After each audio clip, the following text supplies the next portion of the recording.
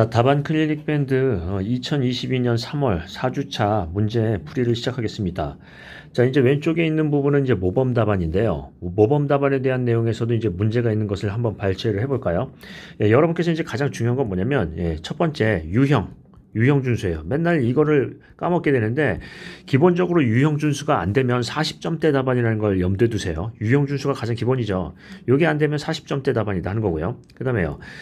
결론을 내세요. 자, 가장 중요한 건 뭐냐면 논리적 결론. 그래서 가장 중요한 건 뭐냐? 논리적 결론. 이 부분을 한번 생각해 보시겠습니다. 즉, 대책은 대책인데 가장 중요한 대책이 뭐죠? 이런 거죠. 네. 가장 중요한 대책. 중요한 대책이요. 대책은 무엇이냐? 논리적 근거하고 그 다음에 어떤 논리적 결론을 제시를 해야 되겠죠. 자, 그럼 이제 한번 그런 원리로 한번 왼쪽을 볼까요? 이 필러는 유형이 뭐죠? 필러 부분에 대해서는 여기가 취약부니까 여기가 이제 결국은 구조적 취약부란 얘기예요. 취약부다 하는 거니까 무슨 문제? 이거는 문제점 유형이죠. 문제, 원인, 대책. 자, 필러부가 불량 시에 어떤 문제점이 뭐가 있느냐 하는 거고요. 필러부의 구조적 취약성이 유발되는 원인이죠. 이걸 뭐라고 표현할 수 있어요? 예를 들면 터널 안전성에 미치는 영향, 필러부 불량이 필러부의 어떤 이완이 터널 안전성에 미치는 영향, 이런 얘기도 꺼낼 수 있어요. 결국은 이제 원인 얘기인데요. 그 다음에 뭐 한다? 필러부 대책 얘기를 꺼낼 수 있겠죠. 근데 여기 보시면 이 답안에서 보시면 뭐가 있냐면 영향 범위 쓰고요. 그 다음에요. 굴착 방안, 보강 대책 쓰는데 뭐예요? 유형을 준수를 하셔야죠. 즉, 이 필러부에 대한 구조적 취약성, 왜 여기가 취약하냐 하는 거고요. 거기에 대한 원인, 구체적인 원인이나 또는 안전성에 미치는 영향, 안정성에 미치는 영향, 이런 부분에서 기본적으로 유형을, 구색을 갖춰줘야 점수를 줄 거 아니에요. 그래서 이 영향을 제거하는 것이 이제 대책이 되겠고요. 이해되시죠? 자, 그래서 유형을 지켜주는 게 이제 가장 중요한 부분이고요. 자, 영향 범위를 쓰고 굴착과 시보강 대책을 하는데 이것도 한번 보겠습니다. 논리적인지. 자, 영향 범위를 평가를 했으면 영향 범위에 따른 보강 대책을 쓰면 되겠죠. 예를 들면, 자, 대책을 어떻게 얘기를 한다? 대책을 필러부에 대한 이격거리가 얼마요? 2D 이상일 경우, 2D에서 1.5D일 경우, 그 다음에요. 또 1.5에서 1.0D일 경우, 아니면 1.0D 미만일 경우, 이런 식으로 나눠주는 거죠. 2D 이상이면은 영향이 없다고 보통 보니까 2D에서 1.5D, 1.5에서 1D, 1D 이하, 이런 식으로 표현할 수 있나요? 그래서 여기 이제 보강 대책에 대한 부분은 이완 영역에 따라서 나와 있는데, 자, 이 답안을 보면 문제가 뭐냐면, 뭐예요? 유형이 지켜지지 않았다. 유형 미준수. 요거 하나고요. 두 번째, 여기 이제 대책에 대한 부분에서 대책을 어떻게 한다? 굴착 방법 보강 대책 좋은데 이걸 어떻게 해요? 나눠서 구체적으로 대책을 쓰고요. 요런 것들은 별도로 사례를 뽑는 게 낫겠죠. 그래서 왼쪽 같은 답안을 보면 어떤 문제예요? 첫 번째, 유형 미준수. 유형 미준수는 점수가 잘 안 나와요. 자, 요거 있고요. 그 다음에 두 번째, 답안 불균형. 답안이 예를 들어서 어떤 부분은 많이 돼 있고 어떤 부분은 적게 돼 있고 균형 골고루 안 돼 있다라는 거죠. 그런 부분에서 점수가 잘 안 나오고요. 이런 부분에 어떤 사례를 하시려면 별도의 제목으로 꺼내는 게 나을 수가 있겠습니다. 자, 그래서 이런 얘기를 하죠. 이번 시험 보실 때 어떤 분은 답안을 잘 쓰는데 점수 불합격 되셨고요. 어떤 분은 답안을 못 쓰셨는데도 합격이 됐다. 그럼 뭔 차일까요? 유형이에요. 유형. 논술에서는 논리적인 구성이 가장 중요하죠. 그래서 문제점이 있으면 거기서부터 원인을 발췌할 수 있고 원인을 제거하는 게 대책이라고 한다면 문제점, 원인, 대책이 각각 한 커플이 되는 거죠. 즉 대책을 수립하려면 문제점을 알고 원인을 강구하고 그 원인 제거에 대한 대책을 수립하는 거니까 가장 기본적인 논술의 구성을 지키셔야 된다. 유형 미준수는 점수가 안 나온다라는 걸 보시고요. 자, 두 번째 보겠습니다. 내수침수와 외수침수, 이거 잘 쓰셨어요. 한번 보겠습니다. 내수침수와 외수침수의 정의 쓰셨고요. 그 다음에 차이점에서 내수침수와 외수침수가 어떤 차이가 있는지 얘기를 꺼내고 있습니다. 도심지에서 어떤 침수에 대한 부분은 내수침수, 그 다음에 외수침수에 대한 부분은 하천 범람에 대한 부분, 이렇게 이제 내용을 쓰셨죠. 자, 그 다음에 방지 대책 했는데 이것도 한번 생각해 보겠습니다. 요 3, 4번을 좀 바꿔볼까요? 자, 이제 계속 얘기하지만 이 그리스 문자 이제 안 쓰죠. 아라비아 숫자로 쓰게 돼 있어요. 자, 3번과 4번을 보면 3번에서는 내수 침수와 외수 침수의 대책으로 한번 바꿔보고요. 그 다음에 여기에 대해서는 어떻게 한다? 결론을 내야 돼요. 즉 예를 들면 유역 내수 침수와 외수 침수에 대한 뭐요? 침수에 대한 유역 단위에 대한 어떤 침수 대책에 대한 침수 계획의 수립 이런 얘기를 하죠. 유역 단위에 대한 계획 수립 방안 이렇게 얘기를 해요. 자, 이게 뭐냐면 우리 이제 침수에 대한 부분을 왜 그러냐면 논리적 결론을 내야 된다는 거죠. 즉 한번 침수에 대한 유형을 보시면 어떻게 된다? 전체적인 유역이 있는데 이 유역이 있는데 여기 저지대가 있어요. 저지대 즉 상습 침수 구역이 있어요. 침수 지역. 그리고요 위에서는 위에 좀 높은 고지대에서는 뭐가 있다? 도시 지역이 있어요. 이 도시 지역에서부터 물이 유입이 돼서 침수가 되는 거예요. 근데 여기 이제 하천이 있다. 하천이 있으면 하천 범람으로부터 얘가 또 물이 역류를 하기도 해요. 그러면 대책을 수립한다면 침수 지역에서는 펌프장을 설치를 하고 도시 지역에서는 배수성 포장을 해서 유출량을 감소하고 그 다음에 하천에서는 하천의 정비를 통해서 예를 들면은 준설을 하거나 제방을 증고하거나 해서 정비를 통해서 침수를 막을 수 있다는 거예요. 그런데 우리가 얘기한다면 이 유역 단위의 어떤 메커니즘을 알고 전반적인 대책을 같이 수립을 해야지 한 군데만 수립을 해서는 안 된다는 얘기죠. 즉 침수 지역만 그냥 펌프장만 난립을 하면 뭐예요? 그것도 오히려 위험할 수 있다는 거죠. 근본적인 대책이 안 된다는 얘기죠. 그래서 이 내수 침수와 외수 침수의 접근 방법은 뭐예요? 이 복합적으로 유역 관리를 해야 된다는 얘기예요. 우리 이제 이게 비슷한 얘기가 있어요. 우리 이제 어떤 얘기가 있죠? 연안 침식에 대한 대책에 대해서 보시면 선적 방호 방식과 면적 방호 방식이라는 개념이 있어요. 선적 방호 방식은 하나의 어떤 단일적인 대책을 수립하는 건데 면적 방호 방식은 뭐예요? 여러 개를 같이 보고 대책을 수립해야 된다는 거예요. 이런 논리가 또 있죠. 어디에 있어요? 콘크리트의 열화도 있어요. 콘크리트의 열화는 여러 가지 복합적인 요인에 의해서 일어나지 단일 열화는 없다. 따라서 대책은 뭘로 수립해야 된다? 복합적인 열화 대책을 해야 된다 하는 거예요. 그래서 이 내용은 뭐냐면 이 유역 단위의 전체 하나의 시스템으로 보는 거죠. 시스템, 개. 그러니까 어떤 우리 이제 개라고 얘기를 하는데 하나의 영역, 시스템으로 봐가지고 이 시스템에 대한 대책을 수립을 해야지 하나의 개개별로 따로따로 떨어놓고 볼 수는 없다라는 거죠. 이해되시죠? 그래서 어떤 얘기가 나와야 된다? 결론이 뭐냐? 즉 결론이 안 나와 있죠. 제가 지금 뭘 얘기하고 있냐면 답안에서 점수를 맞으려면 자, 이게 일단은 50점대 그리고 50점대를 넘어서는 60점대 이런 부분을 보면 어떻게 된다? 유형이 준수가 안 되면 50점 미만으로 떨어져요.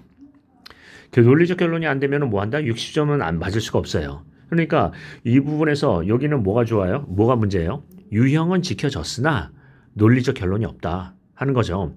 이런 답안이 좀 위험한 게 뭐냐면 59점 맞기가 쉽죠. 그런 부분을 한번 보시고요. 다음 가겠습니다. 자, 온도 관리. 온도 관리는 이제 가장 중요한 게 뭐예요? 언제가 잘 안 된다? 동절기에 온도 관리가 안 되는 거예요. 그러니까 우리 이제 보통 그 동절기의 어떤 생산, 운반, 포설, 뭐 다짐하면은 여기에서의 온도 관리 방법은 어떤 방법이 있죠? 예를 들면 운반할 때 어떤 얘기를 한다? 뭐 시트를 쓴다. 또는 이제 장비를 할 때 MTB 장비를 한다 하는 거고요. 또 뭐 열화상 카메라를 한다 하는 거고요. 또 장비에다가 어떻게 해요? 장비에 대한 어떤 예열을 하는 장치 해가지고 얘기를 꺼낼 수 있겠죠. 그러면 이 동절기에 대한 어떤 그 관리에 대한 부분을 얘기를 보시면 우리 이제 국토교통부에서 나온 포장관리 지침이 있죠. 동절기, 겨울철, 아스팔트 포장관리에 대한 지침에 따르면 이런 것들을 하게 돼 있어요. 그래서 예를 들자면 그 보호 시트 같은 경우는 덤프 트럭에다가 어떻게 한다? 이런 식으로 위에다 이렇게 하는 게 아니라 아스팔트 혼합물에 대해서 바람이 들어오니까 이렇게 덮어서 보호 시트를 해서 하고 바람에 대해서 이렇게 밑으로 기어 들어가지 않게끔 이렇게 밀실하게 해야 된다. 뭐 이런 얘기도 있고요. 그 다음에 우리 이제 보통 보시면 롤러 다짐할 때 어떻게 한다? 배기구가 있으면 배기구에 이런 식으로 커버를 하거나 아니면 전체적으로 이런 식으로 커버를 이렇게 만들어서 어떻게 해요? 배기열로서 예열을 시키는 방법도 있다라는 거죠. 그러면 이 온도 관리에 대한 부분에서는 유형을 어떻게 접근하냐면 어떻게 접근하죠? 공법 유형으로도 할 수 있고 공법과 문제점 유형을 복합 유형으로 할 수 있어요. 즉 온도 관리 불량 시의 문제점, 온도 관리에 대한 기준, 온도 관리 방안 뭐 이런 얘기를 할 수 있겠죠. 특히 관리 방안은 어디에 집중한다? 겨울철. 자, 그러면 여기 이제 내용을 보시면 온도 관리 방안만 보겠습니다. 어떻게 돼 있나요? 구체적인 내용이 없어요. 구체적 내용이 없다. 즉 예를 들면 여기 오른쪽에 한번 보겠습니다. 여기 보호 시트라는 얘기 있나요? MTB라는 얘기 있나요? 열화상 카메라 또는 예열 방법이라는 게 있나요? 그래서 이런 구체적인 방법이 안 돼 있으니까 이것도 문제가 되죠. 즉 대책이나 어떤 관리 방안에서 이 구체적인 내용이 제시가 안 된다. 즉 구체화가 안 돼 있다라고 하면 어떻게 된다? 점수가 안 나올 수밖에 없다라는 거예요. 그러니까 자, 포설 전까지 덮개 상태를 유지한다. 어떤 덮개를 어떻게 유지하라는 얘기인가요? 우리가 얘기하는 보온 시트 같은 것들을 우리 일반적으로 그냥 그 비닐막을 덮는 게 아니라 보온 시트를 이용해서 어떻게 덮나요? 어느 쪽을 고정하고요? 그 구체적인 방법이 제시가 안 됐다는 거죠. 그래서 이런 답안도 약간 문제가 있죠. 대책이 부실하다고 하면 점수가 안 나올 수밖에 없죠. 자, 그 다음에 마지막 보겠습니다. 시스템 서포트요. 자, 시스템 서포트는 우리 이제 보시면 여기 이제 위에 유헤드 잭이 있고 그 다음에 수직재와 수평재를 이렇게 이제 해서 이렇게 설치를 했죠. 그래서 수평재 하고요. 수직재 있고요. 그래서 위에 유헤드 헤드 잭이 있고요. 그 다음에 수직재, 그 다음에 수평재 하고요. 그 다음에 이렇게 수직재 수평재가 나오면 또 뭐가 있어요? 가세재가 있죠. 가세제가 있어서 가세제도 두 가지가 있죠. 여기 이제 연직 가세제가 있고요. 가세제가 있고 그 다음에 수평 가세제도 있어요. 이런 식으로 수평 가세제도 붙는다. 자, 이렇게 이제 붙어요. 자, 그런데 이제 문제는 뭐냐면 여기 이제 기준이죠. 설치 기준이 중요해요. 즉, 이 공법 유형으로 풀어서 기본적인 그 시스템 서포트의 구성, 그 다음에 설치 기준, 그 다음에 설치 시 유의사항 이렇게 할 수 있는데 가장 중요한 건 뭐냐면 설치 기준이나 유의사항에 대한 부분이죠. 즉 한번 보겠습니다. 자, 여기 이제 유헤드 잭에서는 어떻게 한다? 편심이 일어나지 않도록 한다. 맞나요? 자, 수직과 수평재는 어떻게 한다? 수평재는 어떻게 해요? 직각으로 설치를 한다. 위에서부터 밑으로 내려가는 거예요.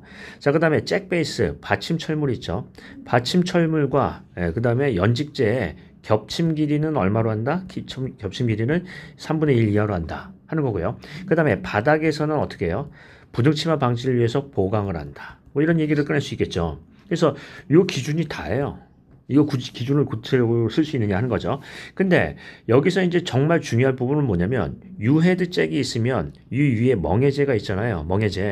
멍해제가 예를 들어서 한 개만 설치되어 있는 경우가 있고 두 개만 설치되어 있는데 멍해제가 있으면 어떻게 한다? 편심이 안 생기게 각재를 대고 각재에다가 못질을 이렇게 해야 돼요. 해가지고 이제 이거 고정을 시키는데 이런 식으로 해서 뭘 하는 거예요? 상부에 멍해제와 그 다음에 우리 이제 유헤드 잭의 어떤 고정, 편심 방지에 대한 부분을 강조할 수도 있다. 하는 거고요. 그 다음에 또 밑으로 내려가면 뭐 한다? 이제 받침철물과 여기 받침철물이 이렇게 있으면 위에 이제 수직재가 있으면 이 수직재하고 연결재가 이 겹침 길이가 얼마예요? 겹침 길이가 3분의 1 이상이다. 3분의 1 이상이어야 되고요. 겹침 전체 길이의 3분의 1 이상이어야 되고요. 그 다음에 어떻게 얘기해요? 여기 이제 나무판이 이렇게 있으면 나무판에다가 못질을 하고 여기 이제 예를 들어서 쇠석을 부설하거나 버림 콘크리트를 이제 두는 거죠. 또는 쇠석을 부설해서 한다. 쇠석 해가지고 밑에 보강하는 거고요. 정말 중요한 건 뭐예요? 보호죠. 보호. 자, 보호 같은 경우에는 한번 보겠습니다. 보재가 이렇게 있으면 여기 보호가 있고 그 다음에 여기 슬래브가 있으면 이 보와 보재에서는 어떻게 한다? 수평 방향으로 보와 보 사이에 연결재를 둔다.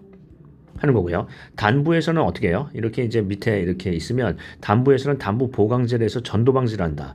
L형광, 여기 이제 철판을 이렇게 두고 단부 보강재를 하는 거죠.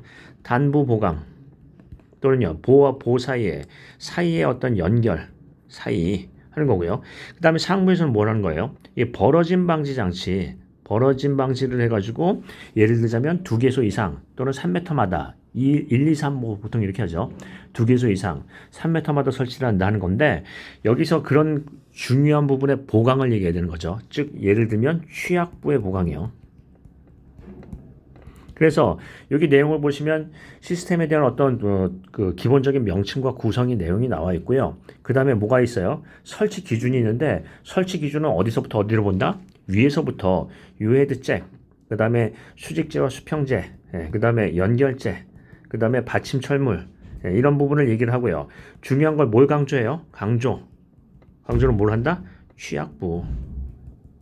그래서 취약부에서는 보의 단부보강, 보와 보 사이 연결부 보강, 보의 상부에 대한 부분에서 뭐예요? 벌어진 방지, 유해드잭의 보강, 뭐 이런 것들, 편심 보강, 이런 것들이 있죠.